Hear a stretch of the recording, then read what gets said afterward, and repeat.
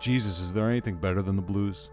I seriously considered having a Leadbelly or Robert Johnson song stand in as my introduction to Frank Whaley's 2001 film The Jimmy Show.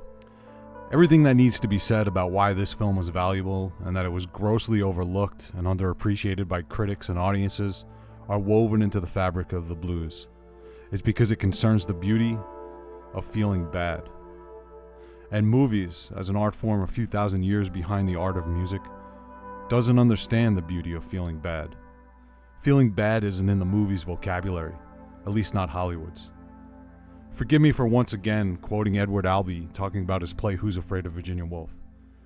If people would go to the theater to be upset and disturbed, rather than merely being pacified and having their values reaffirmed, then on Broadway each year, you'd have more than one or two halfway decent plays surviving. Well, the same goes for movies. Reaffirmation of values, pacification. That's the language our movies speak today. In fact, the reaffirmation of our values is the barometer by which we judge all movies today. And our values, they're mostly bound up in the belief that everything will work out in the end for us if you just believe. Our values and belief system, as purported by our movies, is no different than a pacifier you stick into a baby's face to get it to shut up. But The Jimmy Show offers no such pacifier, and therefore, it was deemed unworthy when it was released. There was a moment early in the film where it could have taken the road to pacification. The hapless main character, played by Whaley, is given 10 minutes to perform during an open mic night at a local comedy club. It's a funny moment because anyone can be given 10 minutes just by signing up. But Jimmy, wet-eyed and idealistic, believes that this is his big break. In a mainstream film whose intent is pacification from there, the character would have endured Charlie Chaplin-esque hardships through the second act, but would have ultimately prevailed over them. He would have been vindicated, maybe, by a triumphant third act appearance on The Jay Leno Show, and everyone would love him for believing in his dream when no one else did. Instead, The Jimmy Show, in the very next scene, as Jimmy's carrying his grandmother into their shitty New Jersey home, his girlfriend tells him bad news. She's pregnant. Of course, in a picture of reaffirmation, the character, who might have been played by Seth Rogen or Paul Rudd, the news would have been a tough blow, but the young couple would have ultimately, victoriously, coped with the lovable and zany absurdity of being a young parent with a dream, and it'd all end in a hilarious kid's birthday party with Jason Segel, and maybe even a wondrous appearance by Jay Leno himself. Don't get me wrong, I like Judd Apatow pictures, and quite a bit, but I don't think every movie needs to be one. Instead, for Jimmy, the news of his girlfriend's pregnancy is a crushing blow, signaling his life's doom, and things just get worse from there. And as perverse as it might sound, it's actually refreshing to see a character sink into the quicksand of his own life, weighed down by his own shortcomings.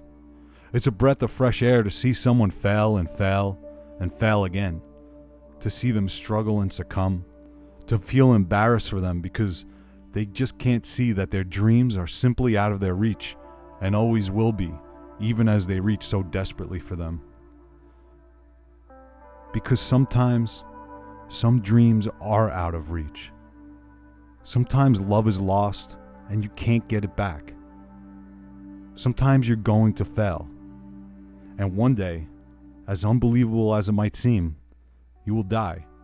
No matter how special your mommy might have convinced you that you are, no matter how much you kick and scream about not getting your way, or not being loved enough, or not living forever, you're going to have to figure out a way to deal with loss and failure.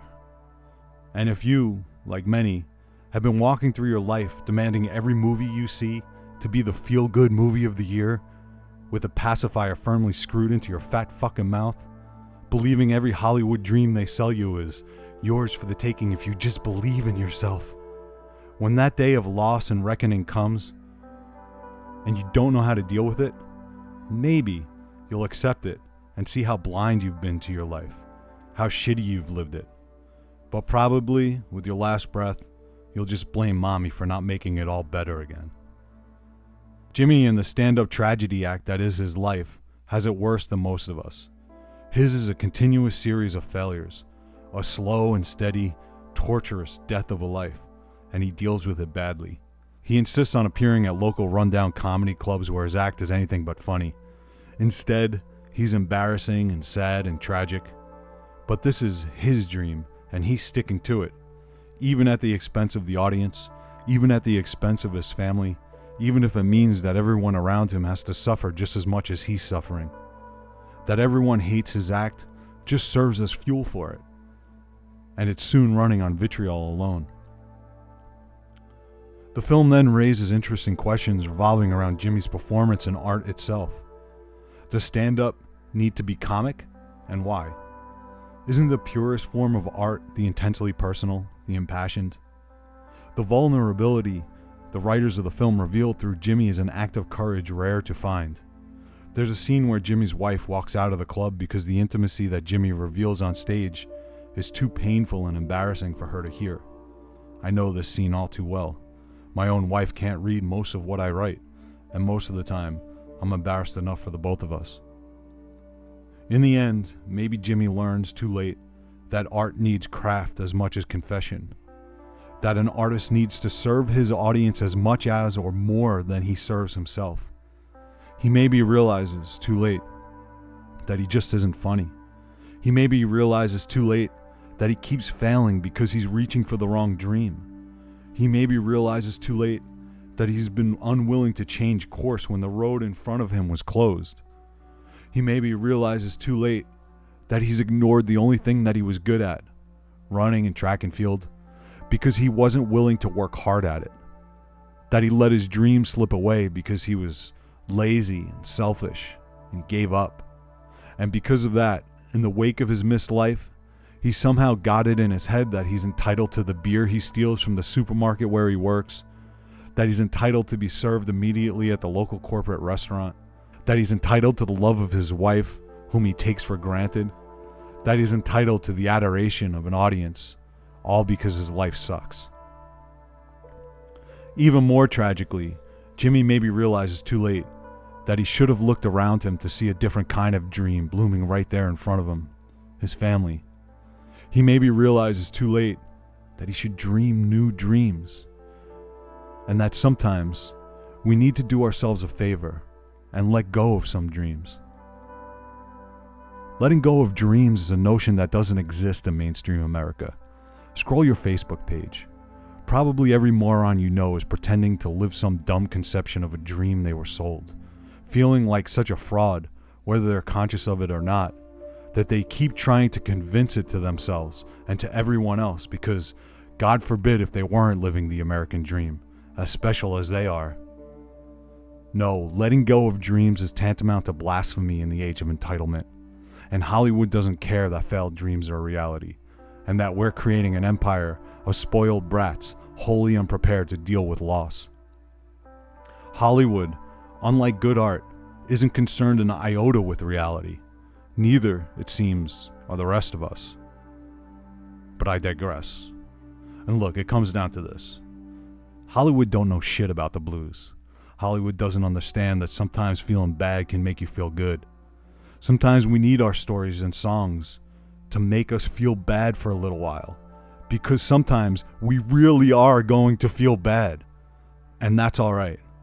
This is what The Jimmy Show is. It's the blues. Watching a film like The Jimmy Show does what great films and art often do. Reveals us to ourselves. It tells us bluntly that sometimes our lives will be painful, and sometimes we're going to fail, and fail big. And that the only redemption we can hope for is understanding why we failed. And that sometimes that understanding only comes on a train platform as you wave goodbye to your life and realize that all your love's been in vain.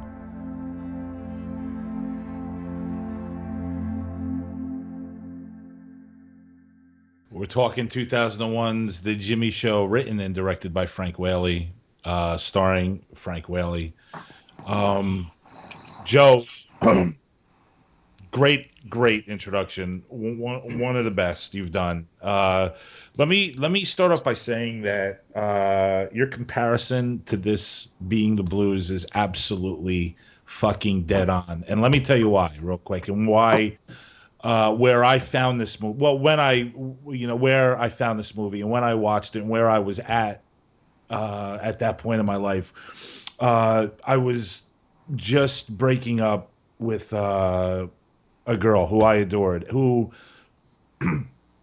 I didn't appreciate, just like Jimmy O'Brien, the way Jimmy O'Brien is. I mean, just dead on. And I'm up late and I'm wallowing in my misery and just sitting there, watching a lot of TV, trying to find a movie to take my mind off things. And at 4 or 5 o'clock in the morning, the Jimmy Show wanders onto IFC, and I know Frank Whaley, so I'm like going to give it a shot. It says that he wrote and directed it. Why not watch it? And boy, I was just put into a state of fucking shock watching that movie, and because of where, I can imagine. Yeah, because of where my heart was at the time, and where Jimmy's heart is all the time in this movie. He is self-destructive, like he is just not appreciative of anything he has, and it just reminded me a lot of myself, how at that time, and just again watching it where I can be at times. It's amazing to me that you called that called this film the blues, Joe. That is so dead on, and I totally appreciate it, and I really appreciate the fact that you actually like this movie. Well, it's funny, man. Like is such a weird word because you like a balloon or you like an ice cream cone. You know what I mean? You don't like Martyrs and you don't like the Jimmy Show. You know what I mean? Right. It's you. I guess appreciate would probably be a better shirt. Yeah, Right. and that's where I found the injustice because I hate looking at online reviews. So. I never look at reviews. The other day I was watching, we went to go see Bridge of Spies, and my wife thought it was so funny. She knows that I'm just going to put my hand in front of my eyes when the trailers play because I don't want to know what somebody else thinks about it. Sure. I want to experience it myself, So I started writing down like the 6 or 7 points, and the blues thing just became obvious to me right off the bat. And I was like, all right, this is the angle I'm going to do. And then I did a quick search just to make sure that I had the names and the dates right, even though I didn't even mention any in the introduction there. But I saw, like, right away, it's got, like, 3 stars. It's got all these green splats and all this shit. And nobody liked the film. Like, I didn't read why they didn't like it. You know what I mean? But I just saw that it was hated. So it kills me that, look, maybe it's not a great film and it's not a film that you like, but that doesn't mean that there's not a place for it. And that's Agreed. It seems like it's an injustice to me. So yeah, agreed. That's a very I mean, that's a great point. Look, art doesn't need to make you feel like you stepped off a merry-go-round, a carousel. Agreed. You know what I mean? Of course. It should sometimes it should feel like somebody just stabbed you in the back. Absolutely. Yeah. And that is sometimes better, and sometimes that's what we need, and sometimes it just, this guy is full of this self-loathing and everything. The only difference between him and everybody I see on these social media pages is that he's just outwardly expressing the anger that his failed dreams, where everybody else is pretending that they're living some happy life of a dream of a life, Right. Jimmy O'Brien would have loved Facebook. Right. The funny thing is that Jimmy O'Brien would probably like, oh, my act is so great, I'm doing so great, and all this stuff. Right. And, Right. Well, he's an entertainer. He deserves to be seated. He deserves to be seated. Yeah, he deserves the love of his wife, who he ignores. Yeah, and, it's you know what I mean. It's amazing the word entitlement popping up there because he's all about that. He doesn't even listen. I think even him taking care of his grandmother. He says at some point that it's not a burden to him, and it's not even about that. It's just like, I think that. It's like, don't you think that it just brings him down even further, and that's where I think deep down inside that this character just thinks he belongs there, he really does. And Yeah. I mean, it's just so interesting to me, Joe. The whole movie. I haven't watched this movie in 10 years. Well, there are a lot of contradiction in the movie because yeah, he does take care of his grandmother, and there is signs of Yeah. there's signs of benevolence and in him, but it doesn't. It's a yeah, Overall, it's a yeah. yeah, it's a complex movie. Well, when his wife tells him she loves him after they have their baby, he doesn't tell her that he loves her.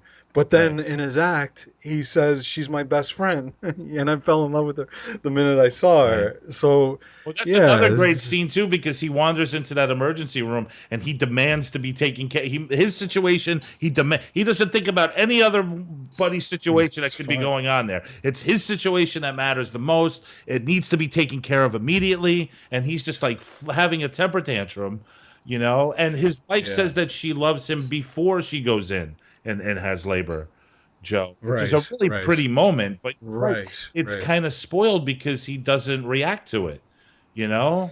He doesn't Yeah. do what we all would do, or most of us would do. Uh, let's go with Adam first. I'm gonna assume that this is the first time you came across this picture, like probably the other three guys here, Adam. What Yeah, did you think of Whaley's little film here? it was. I'd never heard of the film, Hmm. and if anytime on any show that I'm on, if there is a film that I have not heard of, don't know much about, I go into it blind. I just go into just start watching it, and then I'll do a little research after the fact. Sure. And so I had no idea other than just the general tagline, for the film. And when it started, initially it was like, this just seems like a little low budget kind of. Yeah, it didn't grab me, but suddenly, right around when he did that first stand up routine, if not even a little sooner, suddenly I was in, and I was so happy that you chose this movie because I would have never probably ever even heard of this movie, Hmm. Right. known it even Yeah, existed. me And too. what a great film it turned out to be. And it started feeling very personal, like a project of love. And then of course at the end when I discovered that Frank Whaley wrote and directed it as well, which I didn't know. Based on a play, by the Yes, way. I noticed that. Yeah, Yeah. So, but really a great character-driven stories, little slice of life, character-driven, on a little on the darker side, sort of the misfits in a world of shit kind of movie, if that's a genre, is my favorite genre of film. And this fell right into that. Just a misfits in a world of shit, and little character driven piece, and really I thought it was a special piece. And then I saw those reviews too, and it's like people, they're not gonna So they were have an shit. opinion of something. They were shitting on this film, like in the review section or whatever. Yeah, and I think people were expecting it to be funny, and it really Right. isn't. Right. And No. his stand-up, I mean, really brilliant device, and I'm sure that this existed in the play, but just brilliant that his stand-up is not stand-up at all. It's therapy. He's talking to a therapist essentially, Yeah. and I just love the fact that he even just little things about his character, the different jobs that he had tried in the past. He is just the quintessential loser, not a bad guy, just a loser, and it was, and I thought he nailed the performance, the characters, the acting, solid little film. Really, really enjoyed it. He's what was he? An inventor, right? Before He was stand-up comedy. an He's got like a little. inventor. He's got some Ralph Cramden in him. He's always got some. Yeah, and there was something Yeah. else too. There was an inventor and something else, and like he never followed through with anything, and Right. just a Right. really well drawn, well played character, and nice film, man. I was really Right. glad you put it Yeah. on the for And because it, for God's sake, you could have put Punchline on the agenda. well, that's the And thing. I would Yeah. have put a bullet in my head for Oh, crying right, out loud. Punchline, or with the Kaufman movie with Carrie, or listen, I'll tell you what, in my head I bounced between this one and Lenny. the Mm. Bob Fosse movie. You know, and it was really tough. It was really, really tough. But I figured I'd let this film breathe, and maybe Bob Fosse could breathe some other time here on TCRMP. We're talking about Frank Whaley's 2001 film, The Jimmy Show, starring Frank Whaley, written and directed by Frank Whaley. Billy Barraza is also with us, and I'm sure, like everyone else, it's his first time checking this little independent film out. Maybe not. We'll see. Billy, what did you think of Whaley's little labor of love? Not my cup of tea. Tom, back to you. That's it, huh? Yeah, well, I wasn't. Yeah, I don't want to add to the chorus of voices that are apparently shitting on the movie. I didn't think it was bad. I just thought it was. Well, hell, I'll take the role of dissenting voice here.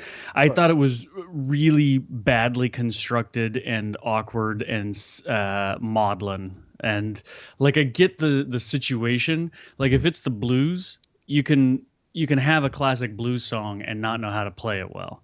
And this story is clearly a classic blues, story, but I just don't feel it's played well in this movie. Like, there's a great example of, and this isn't fair, by the way. This is, Frank Whaley directing this, and he's a burgeoning director. He's working his, he's getting his chops and everything. Yeah. But a great, there's a great scene in the movie we discussed earlier, The King of Comedy, where Rupert Pupkin goes into the bar and he jumps up on the table at the end and he points to his performance on the television. And Scorsese deliberately does not cut to reactions from the audience in the bar, right? Because he wants you to be focused on this person, and you shouldn't be given that release of a cutaway to an audience member reacting, right? And here, every time the guy gets up on stage, it's about the reaction, and everyone's going, "Oh, boo," blah, and it's like, it's awkward storytelling, like, I don't need that. I know that this is bad. I can, or maybe I think that it's hilarious. Maybe I can make my own decision about this guy, but it's just sort of being spoon fed to you the whole time that, every step of the way, this guy's, a loser and failing, and everyone thinks that he's a loser and a failure, So, it just doesn't do it for me, Like, I love a story about, how did you put it, Adam? Misfits in a world of shit. It's, I love that stuff. I just don't think this one is particularly well done. Not one for the little guy this time, huh, Billy? Nah, I hate to say that because I love, we just discussed the difficulty of little movies to get made, Right, Billy, but and you know what though? I mean, these films, they're.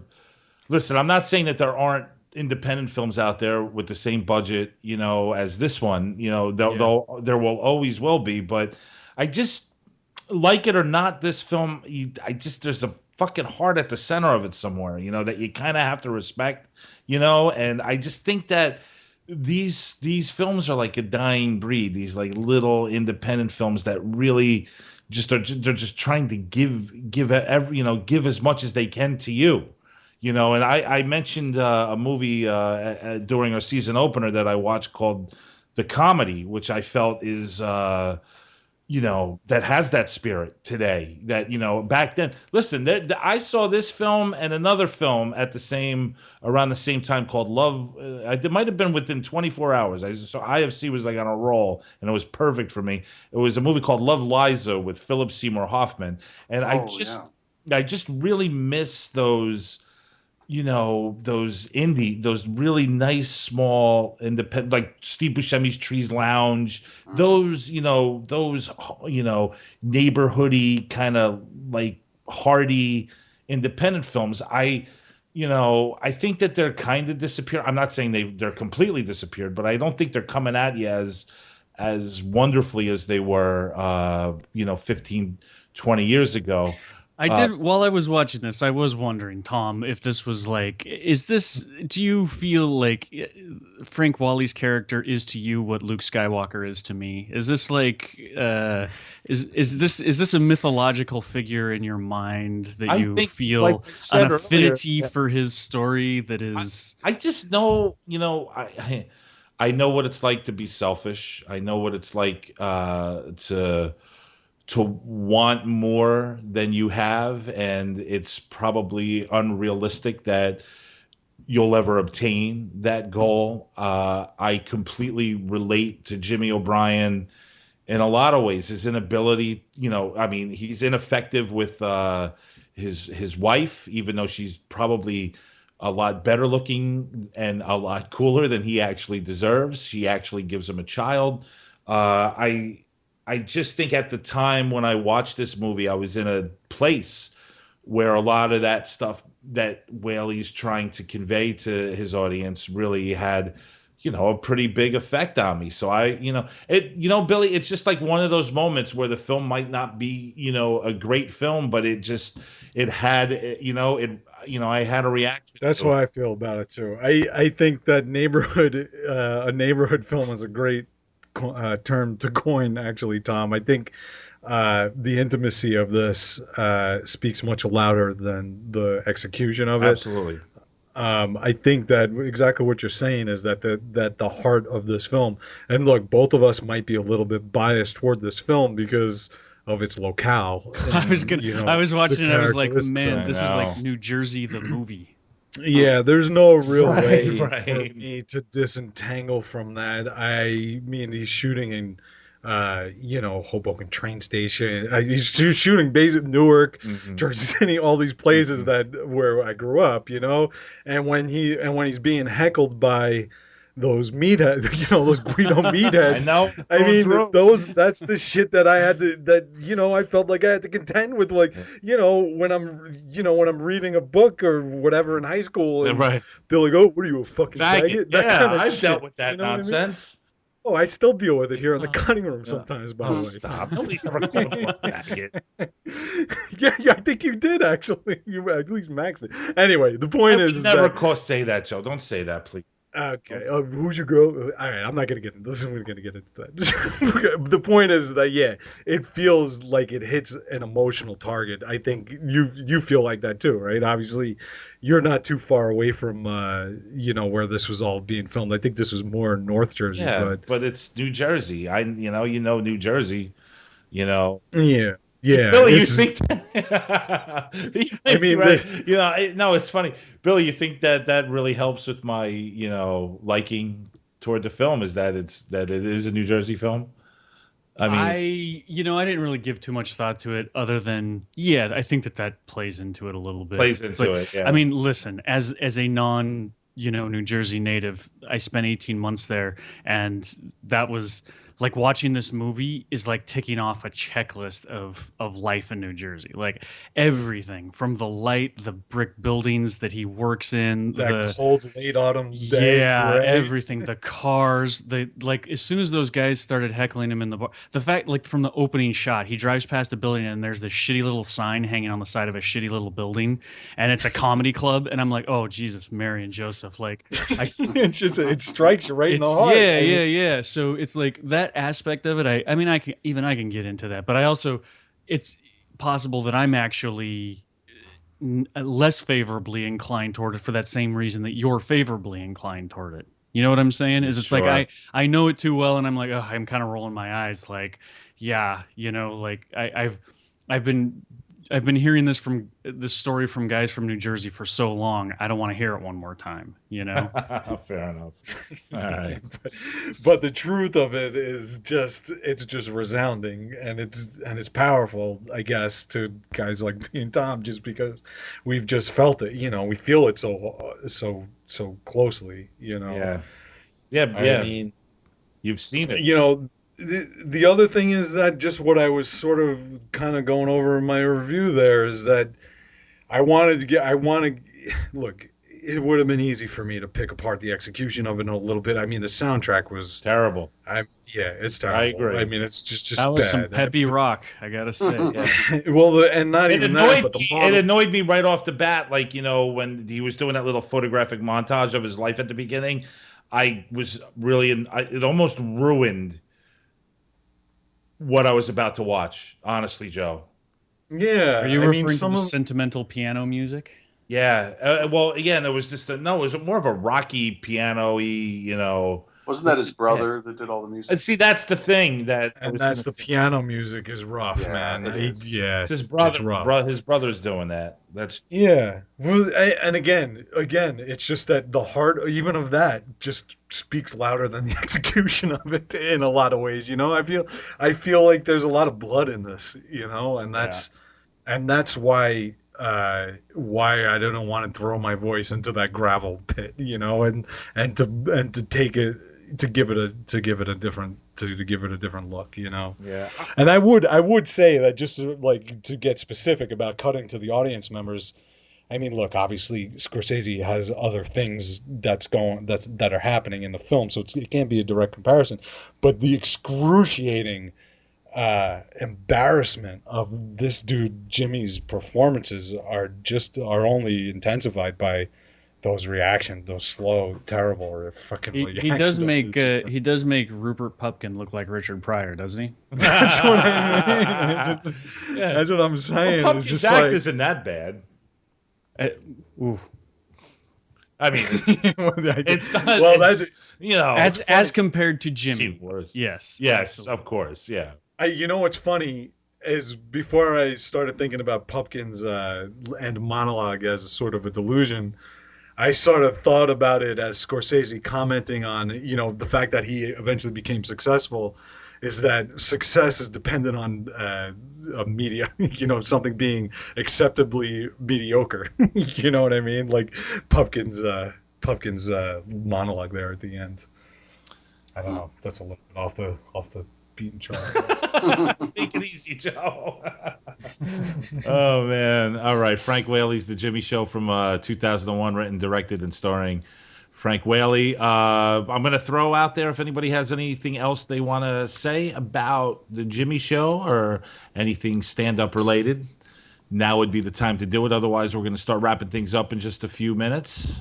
I will say, in just the last thing, I feel that it's fair to criticize a movie on its own terms and everything, and despite all that, I always think that films like this should be made. The neighborhood. That's film, what I'm love getting that at. idea. Yeah. It's like this. There's and I think it's actually kind of fun to root for your to root for the home team. When I saw that there's a movie that came out last year, the year before, by John Turturro, and it was with Woody Allen, and he plays a guy who becomes a gigolo. Turturro becomes a gigolo. I can't remember. Yeah, I saw that. He's a Jewish gigolo, right? Well, no, he ends up having thinking of something an else. emotional entanglement with an Orthodox Jewish woman. Yes. And it's all. I mean, it was basically shot on my front door, right? And my girlfriend and I go and see it, and we came out going, that was great. It was so nice to see just people in our neighborhood acting the way people in this area act, And I love that movie, but I'm rooting for the home team, like they're showing something that I like, and I'm glad that movie was made. And the more of those that can be made, the better movies will be. So that's my defense of myself. Does anybody find it odd too, if and I'm just running this through my head, and I'd like to investigate it a little bit further, that what we've now coined the independent neighborhood film is like, check it out. I was just thinking about this. It's like, for some reason, it seems like it's usually done by an actor taking doing some directing, because like I said, Buscemi's Trees Lounge, and this film by Frank Whaley, or Zach Braff's Garden State, or whatever.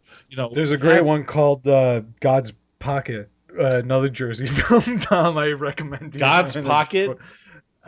Yes, I'm pretty sure that's what it's There called. is a It's film, freaking great. and I just ran across it the other day too. But that's the name of it.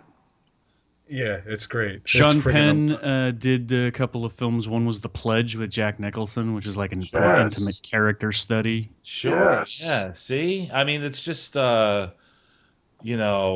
weird. I mean, even like Angelina Jolie is going gangbusters, but she's gone into like Hollywood blockbuster mode, Right. And even Clint Eastwood seems like, his big films, they're like neighborhoody, like Mystic River, or with the Gran Torino, it's just interesting. Ben Affleck went all Boston-y but he right. he went for the ice That's cold. true. Heist See, I mean, movie. there's something to be said about that. But I praised Affleck's Direction? one of his Boston movies. No, the casting. The casting in one of his movies. I can't remember which Was one it is. Gone Baby Gone? Or It was either that one or it's one of his, The Town or Gone Baby Gone. But I was blown away at how realistic the people were, because when you walk around not the suburbs, but the outer neighborhoods of Boston, I mean, that's Gone Baby verbatim Gone. what it is. Yeah. Yeah. Yeah, Gone Baby Gone. That's has a those- great cast. Yeah. Yeah. And his yeah, brother star Casey was really good. Mm. I mean, that dude's really fucking awesome. There's a Kevin Costner movie that no one likes called Open Range. Did you guys ever Yeah. see that? I did. It is a yes. fine fucking Western, man. Like, if you guys haven't seen it, check it out. But it's it's intimate. It's Robert Duvall and him, and it's a very introverted character study, you know? I think Ron Howard might have directed that one. No. Mhm. Kevin Costner. Costner did it? Yeah, he directed it. It was the last sort of movie Hollywood gave him a chance on. And it didn't make a lot of money, even though it was really good. It was a good Western, and they didn't, make $1 zillion off of it. So Now with whatchamacallit, with Costner, it's like, Hollywood just tells him that he's going to have to play Superman's father. right, he's just mentor to Jack Ryan and Superman now. Right. Joe, you're not a big fan of Kevin Costner, right? Oh, I don't know. I don't mind. He doesn't bug me all that. I mean, On our I'll watch very his- first episode, I sort of ambivalent. you're right, Billy. Kevin Costner directed that film. My bad. There was some other movie I was thinking about with Ron Howard. All right, good job. Yeah, no, our first episode, I think I was kind of trying to play up some Kevin Costner, and I remember, Joe, you shut me down. You were just like, I don't like anybody that likes to drag his name through a production. Like that. Yeah, well, he went through that phase where he was like the biggest thing in Hollywood, and then yeah, a couple of those movies were a little bit, Right. They got a little bit rough. But I do like them generally overall. Well, as always, I hope you've learned something here on the Cutting Room Movie Podcast, because we definitely love teaching everybody out there. Before I go, I'd like to thank Joe Christiana, Billy Barassa, of course, and the counselor Adam Shoulder for being with me the past couple weeks. It was a lot of fun. 3 really interesting films. We're going to be back next week with a brand new theme. Adam, we're doing it's Adam's picks the next couple weeks. We're going to be doing what he's calling Transformers, but he's going to have to help me with the pronunciation for the film we're doing next week that he assigned me. Of course, he has to assign me a name. How do I pronounce this? That's Ex Machina. Ex Machina. Joe, you knew that, of course, right? Oh, I saw the movie. It's a great movie, actually. I'm really looking forward to watching it again. I might watch it with my kids. And we're going to also be doing the following week after Ex Machina. Adam, I can't believe you're going to make me say that over and over in my review. Ex Machina. You're doing a solid job with it already, man. You Thank still you have some time to practice. I appreciate it. Next week is Ex Machina. And the week after will be Altered States and Wings of Desire. So we're going to have a lot of fun with those films. I got Wings of Desire, right? Of course, yes. Yeah, Max will boy. do Altered States. So Brush up on your German, Joe. Oh shit! Well, the German, but then I gotta. What the hell am I gonna say about that movie? It's fucking amazing. It's beautiful. What can I possibly add? You just do everything in character as Peter Sellers. Yeah, as Columbo. No, yeah, cool. Falk, Peter right? Falk. Peter Fox, sorry. Well, all of those movies to me are all speak about human transformation. So that is our theme: is human transformation. that's going to be a lot of fun. Good. I'll read from Ovid's Metamorphosis. There you go. We open with Wim Wenders and we finish with Wim Wenders this season. But that's coming over the next couple weeks. Once again, thanks a lot, guys. I'd like to remind everyone that you could like us on Facebook. Follow me on Twitter at Thomas Detloff at TCRM Podcast. The music is done by the Zillatones. You can check them out at www.thezillatones.com or search for the Zillatones on Reverb Nation. That would be really cool. The show is brought to you by Christiana Productions and edited by Mr. Joe Christiana. Hey, check out Joe's films at ChristianaProductions.com. Joe, we had a lot of Halloween stuff, so we put out Meat Cycle and The Nightmare. I actually, Tis the season. yeah, tis the season. I actually rewatched The Nightmare. It's always it always brings me great joy, man. I think it's Nice. wonderful. Yeah. Thank you. Seriously, so get over to ChristianaProductions.com. Check out Joe's stuff. Totally awesome. Go to StarlandPC.com for Mr. Adam Shoulder. Check out his show. Really great stuff. And his big ass makes makes an appearance in the movie. And check out. Oh my God! I totally forgot to bring something up. We have to say Jeff had his baby a couple weeks ago. Oh, Jeff had his baby. Congratulations, October Jeff. 30th, 8:49 p.m. Jeff, I know Jeff. I'm sorry. Oh my God! Congratulations on Maggie. I think that's wonderful. Him and his Now hurry up and get back to the show. of course, yeah. Him and his wife are absolutely wonderful, and I just wanted to take a minute to congratulate the two of them, and also check out Max Cook's blog at maxcookuncorked.com. We're over and we're out. Check.